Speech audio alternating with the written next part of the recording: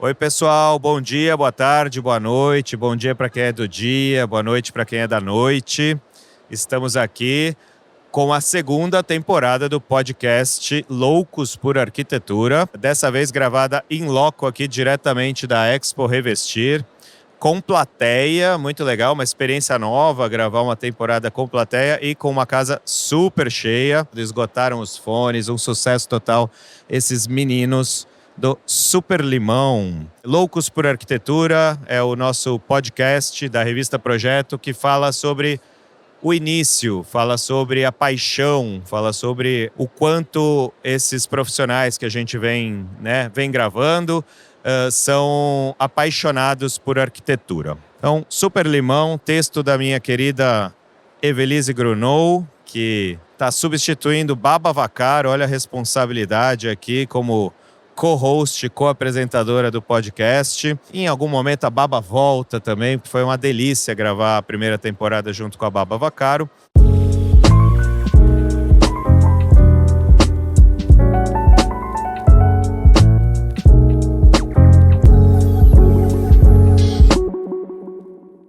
Criado em 2022 em São Paulo, é liderado pelos nossos convidados de hoje, Thiago Rodrigues, Lula Gouveia e Antônio Carlos Figueira de Mello, artífices da multidisciplinaridade dos trabalhos desse belíssimo estúdio e super amigos da revista Projeto. Muito obrigado pela presença, obrigado pelo tempo de vocês, pelo deslocamento até aqui, pela generosidade. Para quem não sabe, a gente está aqui no meio da feira e a gente está com uma exposição também do Super Limão, com objetos, com mock-ups, com um pouquinho, uma gotinha do processo criativo deles. Então, obrigado pela presença de vocês. Muito obrigado por convidar a gente, por dar esse espaço pra gente. Eu me sinto mais jovem desse jeito, né? Quando ele fala assim, os meninos, eu gostei. Ontem a gente estava conversando, né? Apresentaram pra gente um jovem arquiteto. Eu falei, nós também somos jovens. Cada dia mais jovens. É isso aí. Bom, gente, como eu falei, Loucos por Arquitetura é esse projeto nosso que começa justamente perguntando por quê, como. Então, claro que cada um aí tem a sua história, que imagino seja pregressa à formação do estúdio, né? A gente sabe. Mas como que surgiu? Como que surgiu a arquitetura? Quando que vocês decidiram ser arquitetos?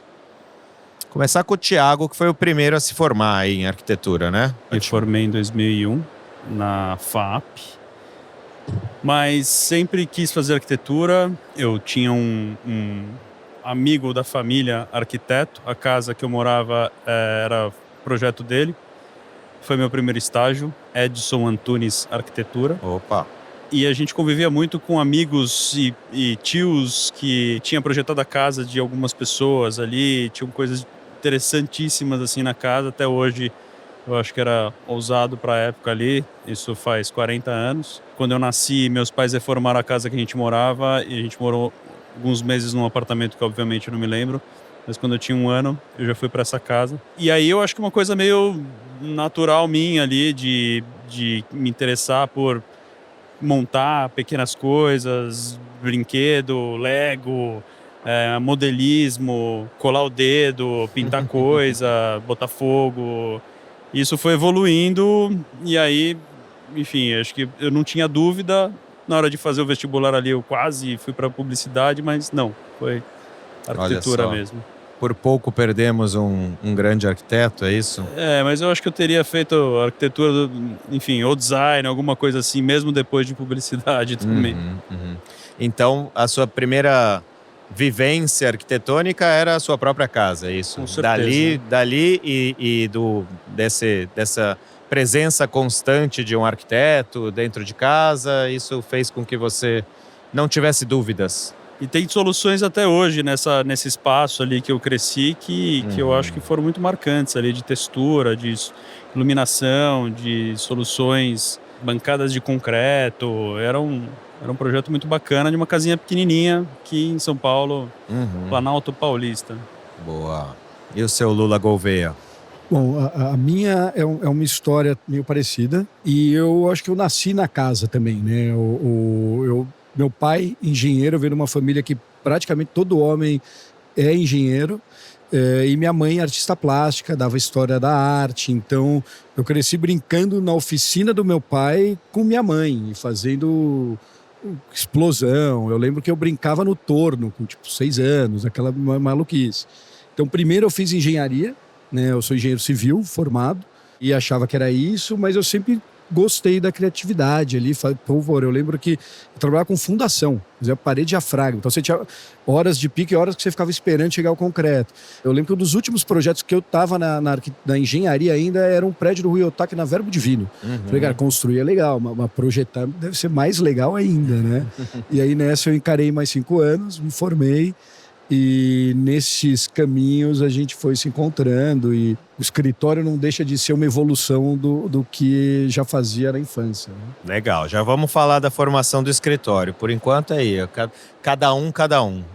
E o Antônio não é arquiteto. Não sou arquiteto. Então conta pra gente essa história, como que a arquitetura entra na sua vida. Bom, eu acho que eu caí de paraquedas aqui, né? Mas, na verdade, eu sempre fui uma criança curiosa, né? Meu pai era médico, minha mãe educadora, e meu pai sempre estimulava muito coisas de ciência, então eu tinha muitos esses brinquedos também, né? Mecano Erector, sabe? Aquela coisa de montar sempre, microscópio, sempre nessa curiosidade de como as coisas eram feitas. Eu tenho um irmão mais velho, 7 anos mais velho que eu, então quando eu estava ali na adolescência, ele estava na faculdade de engenharia mecânica.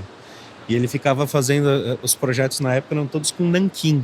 Ficava desenhando ali, né? Aquele monte de engrenagem, motor, etc. E eu brincava com ele, obviamente, mas isso na escola, assim. Depois eu fui me perdendo, quase virei músico, não sabia o que eu queria da vida e fui fazer turismo. Uma coisa, para quem não sabe o que quer fazer. Brincadeira, não. Mas, Coisa de quem gosta de viajar. Exato, viajar na maionese. E aí eu me formei em turismo, foi muito interessante, foi uma formação muito voltada para negócios e comunicação.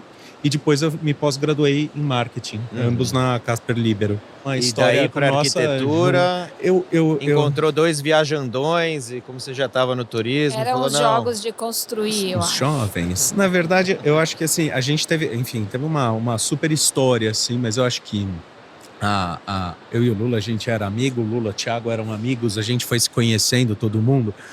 Mas eu acho que essa é uma coisa que eu acredito e eu acho que faz muito parte do nosso escritório, que a nossa história, ela parte de uma amizade. A gente vivia na balada juntos, saía, éramos todos muito, né, um pouco mais jovens do que hoje, né? Então, assim, a gente ficava muito por aí juntos, nos gostávamos e tínhamos princípios parecidos. Eu acho que isso é que traz essa amálgama de uma junção.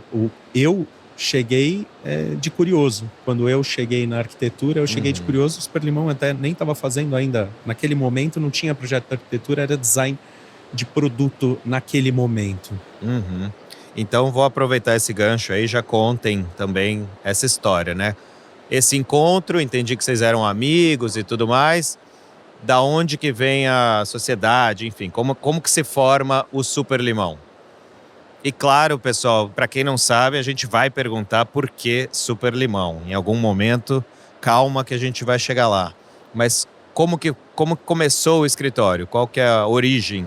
Eu tinha um amigo da faculdade, um amigo de escola, na verdade, Sérgio Cabral, que é o Kiko. A namorada dele na época, a Bia. Éramos 3 amigos ali e aí a gente começou a desenhar coisas juntos.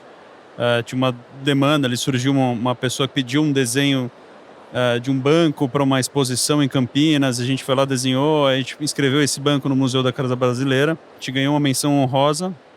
Na época a gente precisava dar um nome, até a menção honrosa foi em meu nome, foi esquisito, porque no fim éramos 3 desenhando, e aí saiu no nome de um e tal. E aí, depois você vai fazer a pergunta do nome, a gente precisa escolher um nome, escolhemos o nome, mas a gente fazia mais... Guarda essa aí, Vou guardar. A gente fazia mais desenho de produto mesmo, luminária, banco, cadeira, e fazia esse final de semana. Eu trabalhava no escritório de arquitetura, trabalhava no Rocco Associados, que virou PW depois, e aí a gente trabalhou muito, eu trabalhei muitos anos lá, conheci o Lula na PW. Você também trabalhou lá, Lula? Também. Na Rocco, Na né? época Rocco. Sim, ainda. sim. A gente se conheceu lá, fez um projeto juntos por fora do Rocco também. E aí o Lula conhecia o Antônio, aí a coisa começou a se juntar ali. Aí em 2009 éramos todos Super Limão já. 2009, isso. 2009, o escritório começou, essas primeiras ideias, esses primeiros rabiscos começaram em 2002. Tá. Então, só corrigindo um pouco, foram mais de 20 anos já, na verdade. A gente tá tentando deixar vocês mais jovens. Vocês Sim, vão ver, mas a gente era criança naquela época ainda. Entendi. E aí a isso formação do escritório, aí como que se foi faz final- essa formalização com a chegada do Antônio, é isso que eu entendi. Não, na verdade, é que tem é meio confuso, tá? Mas eu vou tentar dar Estamos aqui pra isso. Começa, né, Thiago, Kiko, Bia. O Thiago foi dar uma volta, Isso, eu saí ele e saiu. voltei. Aí a Bia saiu, o Kiko tava sozinho. Aí em 2007 eu entrei. O Lula e o Thiago tinham um projeto em comum. E eu e o Kiko, a gente estava trabalhando já como Super Limão, mas na casa do Kiko a gente ainda não tava com o escritório. Aí a gente arrumou uma sala. O Lula foi dividir a sala com a gente. E aí a gente começou a trabalhar junto. O Lula veio em 2008 para a sociedade. Aí a gente juntou as coisas. E o Thiago, que vivia com a gente lá, ele trabalhava ali na Gafisa, na época, ali do lado do escritório. Ele saía todo dia lá da Gafisa e ia se divertir com a gente. Eu acho que era um trabalho um pouco diferente, né, da dinâmica. E aí veio, então, nós com essa formação, nós três como sócios juntos a partir de 2009. Então teve um entra e sai, né? E hoje nós somos em 6 sócios no escritório, né? Não somos só mais nós três. Nós temos também o Diogo Matsui, que é sócio, cuida da área de design. A Letícia Domingues, que é nossa sócia, cuida de projetos corporativos, comerciais. E aí Nayá Botura, que cuida da parte de incorporação e residencial. Então somos em 6 sócios hoje e é isso, né? Super Limão, não é Antônio, Thiago, Lula, até porque é isso, é uma entidade maior do que nós, né? Uma coisa que é mais ampla. Então é isso, as pessoas elas vão passando, algumas, outras vão ficando com a gente e a gente vai ao longo do tempo evoluindo sob esse manto. Legal. E eu acho que tem muito isso de vocês sai e volta, de querer trabalhar junto, né? Você teve a experiência de engenharia ali na fundação, na Gafisa com construção, no mundo do turismo. O que foi criando essa vontade de permanecerem trabalhando juntos? Qual é a sinergia de vocês? Enquanto o Antônio comentou dos valores, assim, eu acho que eram afinidades dentro e fora do escritório ali, da vida, enfim. Eu acho que também essa vontade, a curiosidade, né, de projetar junto, de pesquisar. Eu e o Antônio, a gente morou junto um tempo, então a gente saía do escritório, ia para casa e continuava trabalhando e ficava às vezes até madrugada resolvendo questões estratégicas ali do escritório, o que a gente ia fazer, como a gente ia resolver. A gente convive muito de finais de semana, então viaja juntos, frequenta os mesmos lugares. E essa inspiração também que vem de viagens e da natureza e dos lugares que a gente gosta de frequentar. Eu acho que é um pouco de tudo isso da vida mesmo, né? A gente brinca, a gente é amigos da vida e que no fim estamos trabalhando junto. E até tempo livre, assim, acho que antes de estar como escritório, eu lembro que a gente ficava... O primeiro escritório era na Manduria, aquela praça atrás do Dourado. E a gente ficava fazendo umas estruturas, assim, eu lembro de umas estruturas de bambu. A gente ia à noite para ninguém ser preso. E aí içava o bambu com o carro na área, umas loucas. E assim, isso não era trabalho, isso pra gente era divertido. Então isso é muito bom, porque o que a gente continua fazendo hoje, de certa forma, não é trabalho na obrigação, é porque a gente gosta. Óbvio que é bom que hoje traz dinheiro em vez de pagar, né? Mas eu acho que a essência já era essa, né? Desde do quintal de casa, eu acho que todo mundo aqui era aquele que gostava mais da caixa do brinquedo do que o brinquedo vinha dentro, e desmontava, fazia a casinha. Então isso foi evoluindo e eu acho que é o terror do pai e da mãe, né? Dá um videogame, quando vê o videogame tá todo desmontado, é isso? Total. Cara, eu lembro que meu pai me ensinou, com, sei lá, 6, 7 anos, a desmontar o videocassete para limpar o cabeçote. Era essa brincadeira. Hoje em dia, né, as crianças nem sabem o que é isso. Pois é. Eu ia falar pra gente dar até um passinho atrás pelos nossos ouvintes estudantes, né? Porque como esse é um podcast que vai ser aí difundido, né? Primeiro que os estudantes não sabem o que é um cabeçote. Um videocassete. Mas queria dos dois, né, que estudaram arquitetura, acho que o Lula ele já estava inserido no mercado porque já era formado em engenharia e tal, mas a gente sempre pergunta, me formei, e aí? Como começa? Como que um arquiteto sai da faculdade e começa a trabalhar, Thiago? Eu já Qual fazia foi a sua estágio história? Antes de me formar, eu já estagiava. E depois de formado, eu já estava na Rouco Associados, que acho que para nós e para um grupo que a gente ainda convive e se fala bastante, foi uma grande escola, assim. Sim. Porque tinham pessoas incríveis ali que foram líderes nossos na época também. E eu acho que essa curiosidade de resolver as coisas sozinho também, né? Passar a mão no telefone, ligar pro fornecedor e perguntar como funcionava, ir lá na obra. Eu por muito tempo acompanhei obras corporativas lá, então eu lembro que assim, eram muitas entregas num ano e era uma presença muito forte na obra ali. Então obra corporativa, para quem faz aí conhece que são horários distintos ali, né? Então, quando você vê, você está 1h da manhã varrendo a recepção porque alguém vai entrar para trabalhar no dia seguinte. Time is money, né? Tem que, o CPD obra, que tem que projeto funcionar. rápido, obra mais rápida ainda, né? Assim, vazamento de água no CPD. Lembro que um dos clientes, era um banco de investimento que tinha um desfibrilador dentro do escritório, porque era um estresse, o nível de estresse que os caras trabalhavam. E assim, eu lembro que a mudança tinha um dia para acontecer e você aprendia muito nisso, assim, porque e era muito eu ligando para fornecedor e cobrando que o cara não estava lá e tinha que entregar marceneiro e tal. Assim, aquilo para mim foi uma grande escola, assim. Até eu acho que muito além da arquitetura era como lidar com pessoas, como lidar com fornecedores, assim, de entender o limite do quanto você vai cobrar e o quanto você consegue, na verdade. Não adianta você gritar e espernear que você não vai conseguir mais. Se você faltar com respeito com alguém, muito pelo contrário, você começa a não ser atendido mais. Isso eu aprendi um pouco fazendo ali, enfim. Na raça, na pele, no exato. pelo.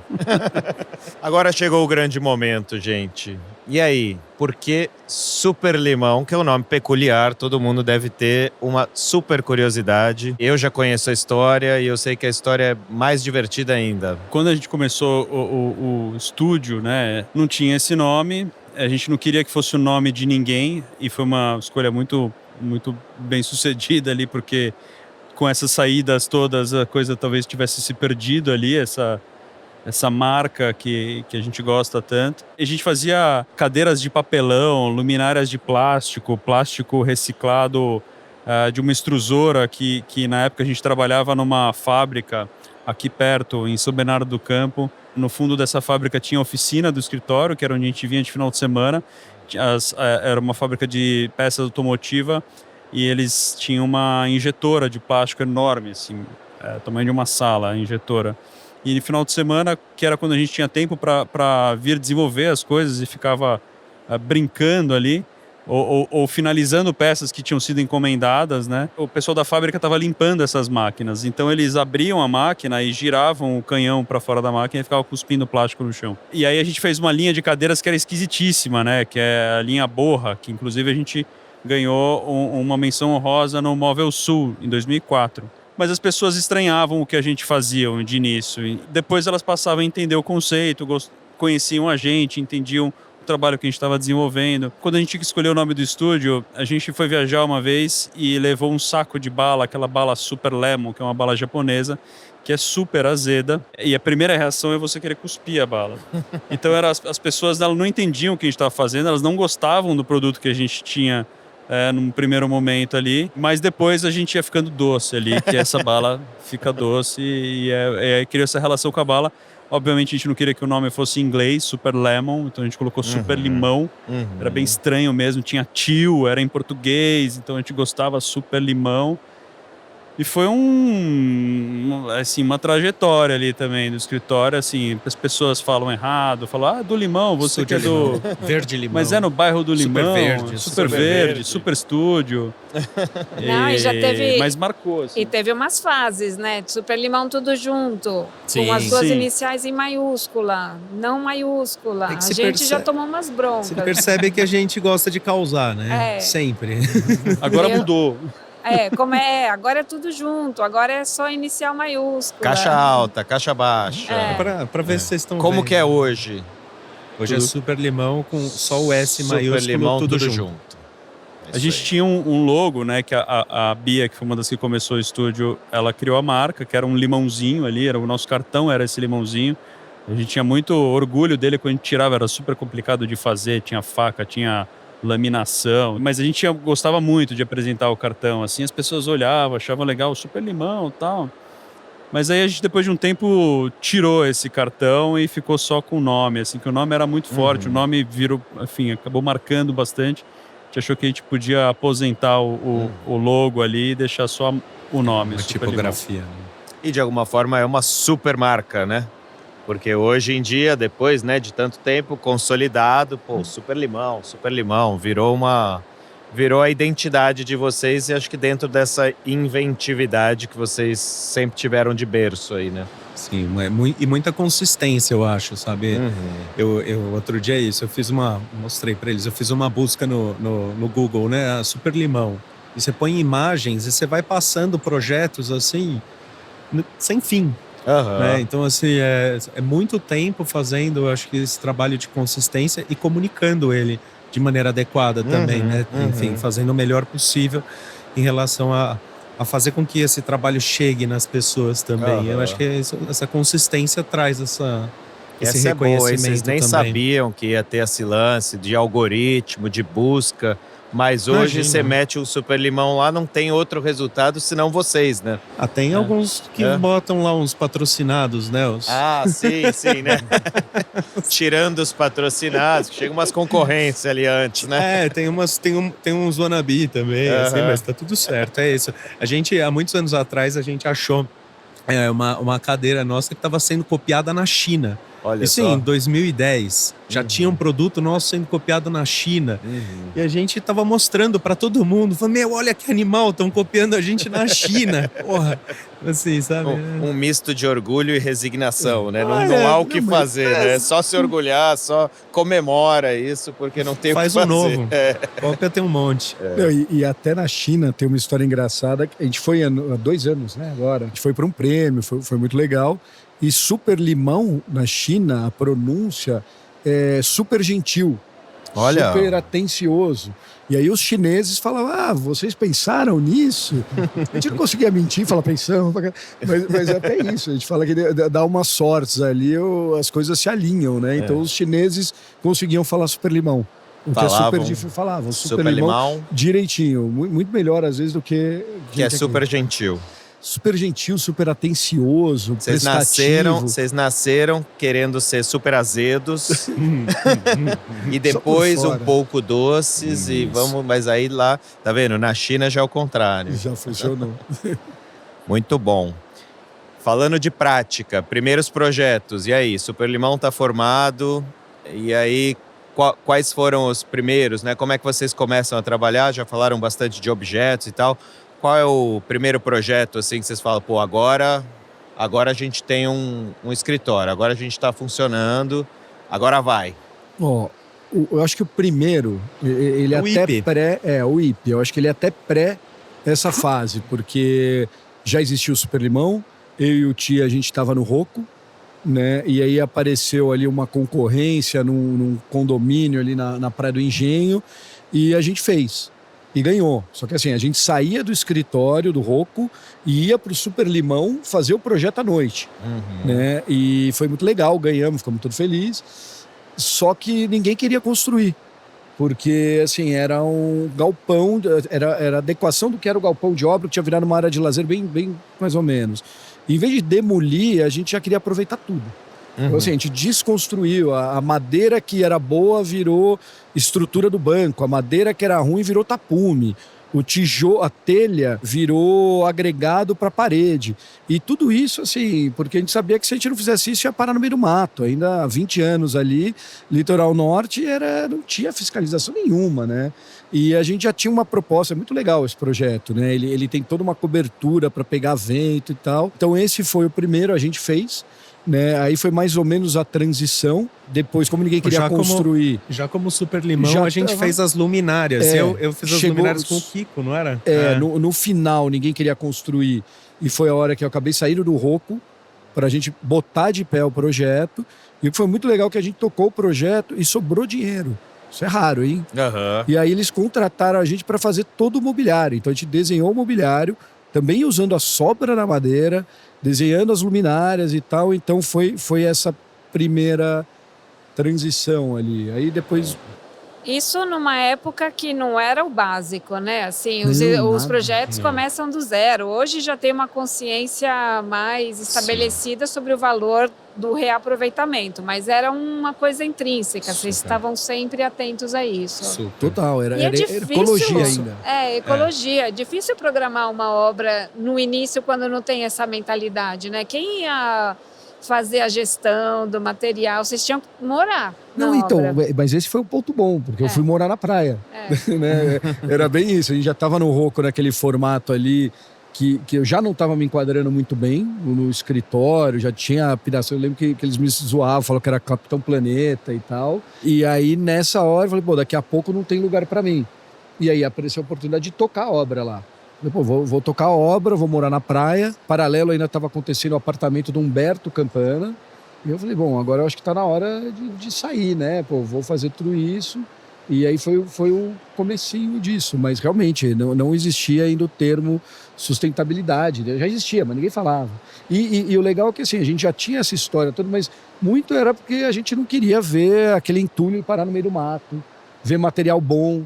Grana também não tinha custo, né? Assim, no fim era uma concorrência, era um condomínio, né? Que dinheiro era infinito. Então reaproveitar tudo fazia muito sentido do ponto de vista econômico.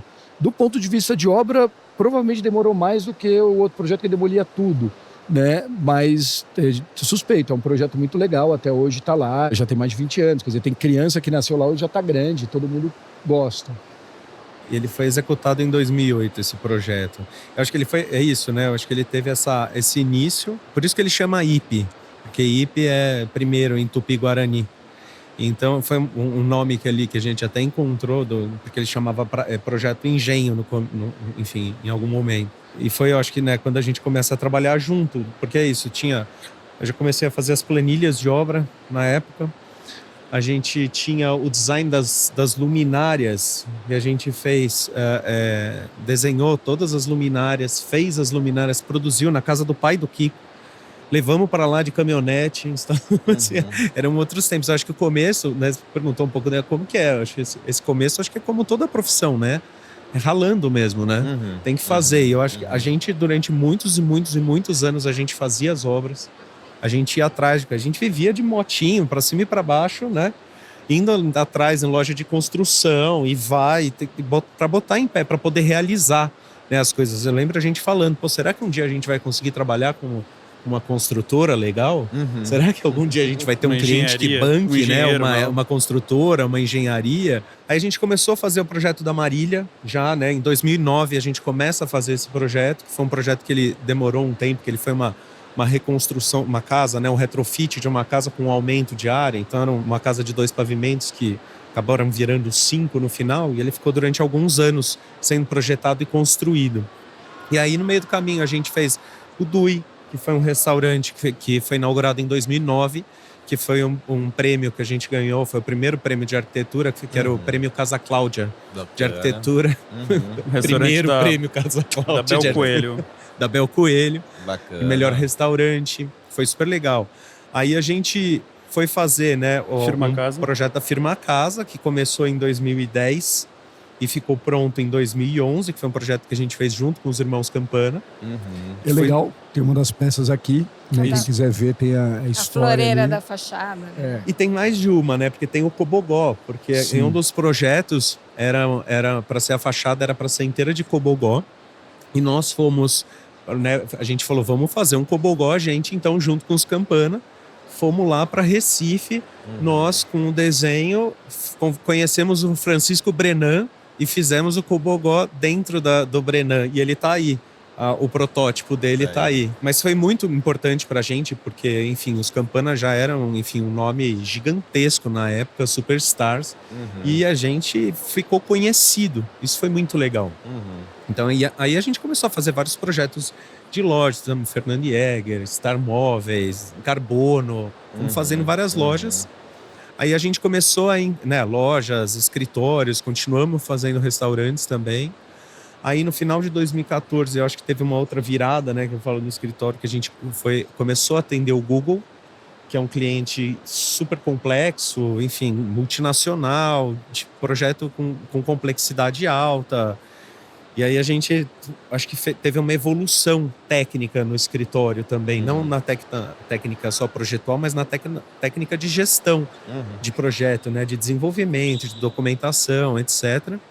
E aí, enfim, vai seguindo, e a gente quer sempre fazer mais e mais e mais, e gosta disso, né? Sim. A gente tem aí projetos com escala maior também, né? A gente tem o LAP, que foi entregue a segunda fase agora há um pouco menos tempo, que tem uma que já é um projeto urbano, né? Um projeto já de desenho urbano. Que é um retrofit de dezenas de imóveis simultaneamente, né? O Thiago pode falar um pouco desse projeto, porque eu acho que ele é bem importante para a gente nessa transformação, né? Nessas novas transformações do escritório. Interessante essa conexão lá logo do começo com os irmãos Campana, que são reconhecidos, né, como o reuso, usar os materiais, usar o descarte e tal.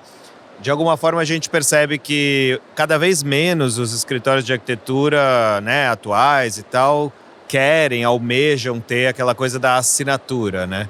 De você bater o olho e falar, pô, isso é desse escritório aqui e tal.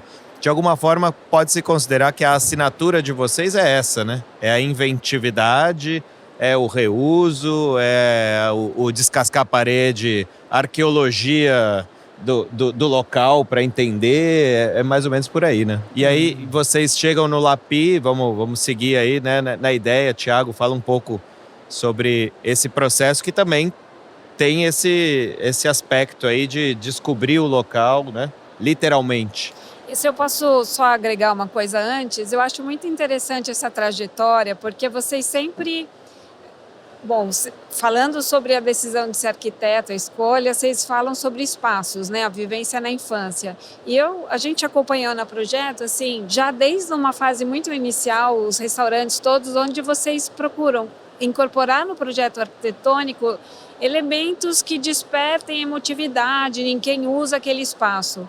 Quando a gente chega numa escala urbana, de um projeto daquele espaço semipúblico, onde tudo o que a gente quer é convidar as pessoas a usar, eu acho que vocês já partiram mais do que do zero, porque vocês conhecem, através dos projetos de vocês, como as pessoas se comportam, né? Eu queria escutar isso, se está certo essa leitura. Super. O LAPI somou várias camadas ali, né, dessa trajetória. Eu acho que a gente, né, o Antônio contou um pouco, teve loja, teve restaurante, teve muito residencial, escritório e muito disso era reforma também, reformas de espaços, né, de cafezinho. Então a gente já tinha uma experiência grande dessa história da reforma, tinha os nossos parceiros, tinha o projetista que a gente trabalha com ele até hoje, que era um cara meio de patologia de obra, que é o Zulkis. A parede está trincando e ele vem lá com uma chapa e cria uma contra-chapa e faz uma costura e a gente consegue aproveitar aquela parede sem demolir. Então a gente já tinha isso no nosso histórico. E as lojas e restaurantes. E aí, sim, as pessoas a gente teve sempre essa preocupação com a experiência, com o espaço, né? E no LAPI era isso vezes 30, porque eram 30 imóveis para a gente trazer essa proposta. A gente se sentia confortável com a ideia de fazer, mas era uma escala muito maior. E claro, atingia muito mais pessoas. Então a gente tinha que entender essas pessoas se comportando mais em massas, assim, e não só individualmente, mas ao mesmo tempo tentando entender qual é a percepção de cada um, né? O ângulo que cada um ia enxergar tudo aquilo. É um espaço que a gente, enfim, criou Teve um processo da pandemia no meio disso, né? O projeto começou antes da pandemia e continuou depois, durante, enfim. Então, os nossos valores mudaram muito nesse meio do caminho. Mas a gente vem, né, desde o IP, né, que a gente estava falando aqui, que esse primeiro projeto e a telha foi moída e virou o agregado do concreto. No Lapi, a gente tinha 30 telhados e muita telha para resolver. A gente moeu tudo e fez o piso. Então, o piso tem lá a telha do telhado, que era uma solução de lá do primeiro projeto que a gente tinha feito junto. E a parte de expertise de lojas e restaurantes, a gente tinha que entender como tudo aquilo ia receber infraestrutura das mais diversas possíveis, porque a gente não tinha como prever o que cada uma ia ser. Então tinha toda uma engenharia para entender quais eram as vocações de cada espaço, tanto no lado técnico de entender se eu conseguiria fazer uma exaustão naquela caixinha ali, porque era tudo para virar espaços de lojas e restaurantes, de convivência e tal. Ao mesmo tempo, entender se faria sentido ter ali um restaurante, porque ele tinha que estar muito bem posicionado, o restaurante tinha que estar um pouco mais profundo para as pessoas poderem entrar e passar na frente das outras vitrines para poder ver as outras lojas. A gente participou muito dessa concepção e entender como é que aquilo ia virar um ecossistema para se retroalimentar e um espaço não canibalizar o público do outro, quais seriam os perfis de loja, quais seriam o mix ideal de usos e serviços que a gente teria naquele espaço, para não virar também só tudo loja ou só tudo restaurante. Então foi um grande aprendizado e eu acho que isso provocou, inclusive, nós a procurar mais projetos nessa linha e pesquisar mais sobre o assunto. Eu me inteirei mais e continuo buscando mais informações sobre essa escala de trabalho, que não era uma coisa que era muito da nossa história, assim. Eu acho que ainda tem coisas por vir mais para esse lado também. Então a gente gosta bastante, né? Tem o projeto do produto ali e a gente também entrando nessa escala mais do urbanismo no escritório. Tem aí toda uma curadoria de fruição urbana, né? De fachada ativa, Super. que está precisando desse tipo de inteligência acumulada no escritório. Exato, e a cidade está vivendo isso, a gente está vivendo essa necessidade agora, a gente está vendo, né, a cidade se deteriorando em alguns pontos, mas se regenerando em outros. Eu acho que é um momento de, não só a gente, mas muita gente está olhando para isso e é muito importante, né? Muito atual essa discussão. E eu acho bastante interessante, assim, né? Falando também para os mais jovens e quem está se formando, eu acho que o que a gente tira aqui de uma reflexão é que a gente não sabe exatamente como é que vai estar a sua carreira daqui a 10 anos. Porém, faça com muita profundidade tudo aquilo que você fizer e com um olhar curioso, né? Se você já lá no passado foi o primeiro projeto, assim, falar de reaproveitar material, mesmo que não era uma coisa corrente na época, vai em fundo no seu feeling. Agora, fiquei sabendo que alguém continua fotografando formigueiro com uma câmera infravermelho. Me conta esse novo horizonte do Lula. Isso é um brinquedinho novo, que é um dos meus brinquedos favoritos. É uma câmera de infravermelho. E eu brinco que é um superpoder, porque você consegue enxergar calor, né? Então e aí eu tô levando para tudo que é lugar. Eu tenho Machu Picchu, eu tenho ruínas da China, eu tenho formigueiro pra caramba. Aqui estaria tudo azul de frio. Aqui estaria todo mundo vermelho, um frio saindo daqui. Minha careca também é um bom sensor térmico. Sei que o ar tá vindo daqui. Mas é muito legal, porque é uma viagem, mas você começa a entender o mundo de outras maneiras, né? É quase uma visão de inseto. E isso é muito bom. Acho que um outro ponto muito forte nosso ali, pensando em sustentabilidade, é a eficiência, é o conforto. Poxa, você pega uma casa de caiçara, você não precisa fazer nada, que as cores vão estar perfeitas. Uma das fotos mais bonitas, eu estava em Puno, no Titicaca, aquelas casas flutuantes. E aí tinha a casa tradicional, super antiga, e tinha a escola que era nova. Isso é gritante, se olhar a tradicional com a antiga, com a moderna. Então isso também eu acho que acaba trazendo uma maneira nova de entender o mundo e buscar essas soluções, né? Então começa com uma grande brincadeira, mas no fim você vai refinando e eu acho que é algo que está muito... Essa pesquisa, essa curiosidade está muito intrínseca na nossa história, desde lá de trás, né? Fora que é muito curioso, assim, você pegar e olhar Machu Picchu através do calor. entender como é que funcionava, até para elétrica, você descobre vazamento na laje, porque quando vaza dá uma diferença, quando um circuito elétrico está sobrecarregado, quer dizer, a tecnologia que antigamente era praticamente inviável, eram caríssimas, hoje em dia está no bolso, né? Eu acho que tecnologia é outra coisa que a gente gosta muito, então... Se tem um escritório que faz jus ao nome do podcast, podemos falar que são esses aqui, né? São os verdadeiros loucos por arquitetura.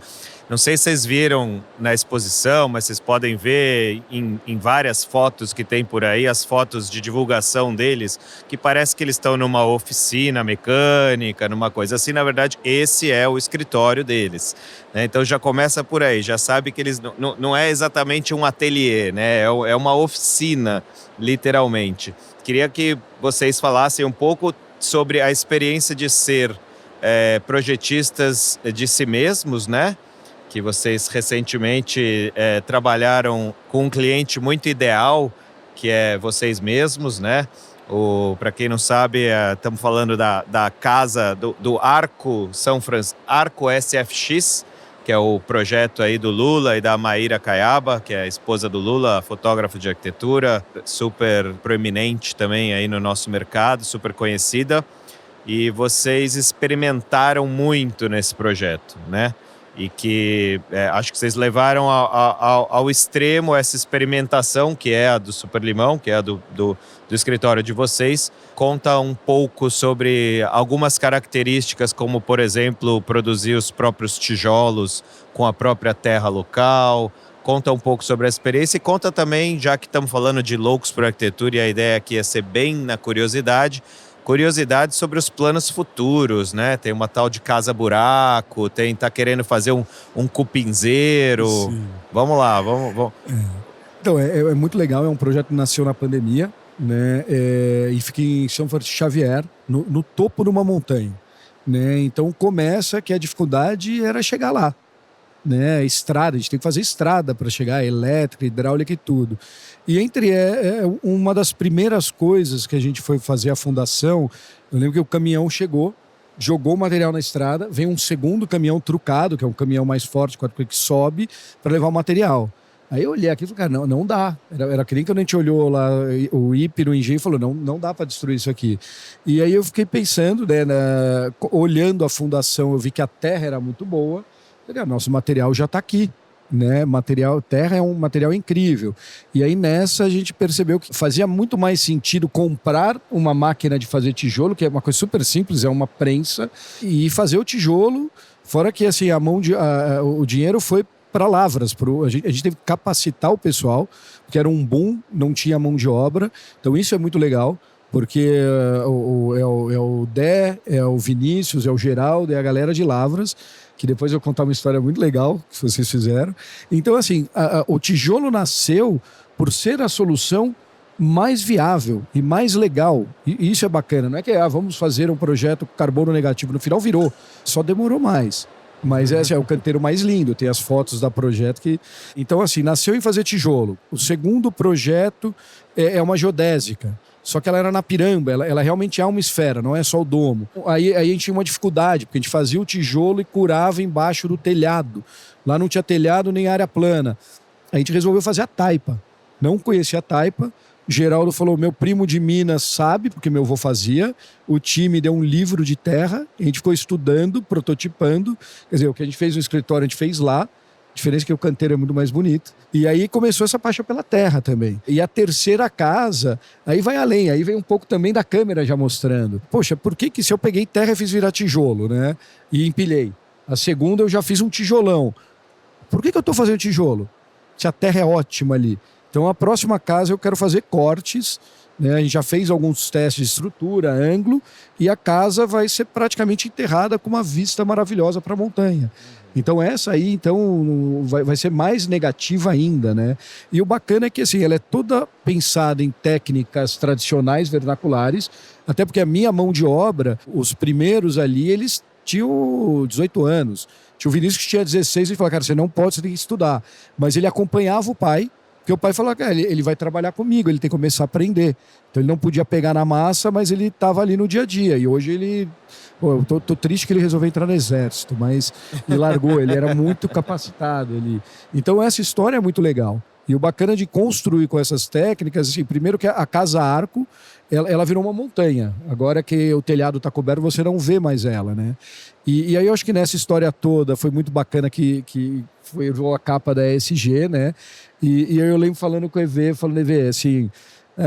temos os autores, né? A gente sempre coloca o time. Eu acho que tudo que a gente chegou aqui são pelos times, parceiros. E falei, poxa, podemos colocar equipe de obra? Né? Ele falou, não é tão usual, vamos pensar. Eu falei, não, mas eles não são só equipe. Eles são tão projetistas quanto a gente nas soluções.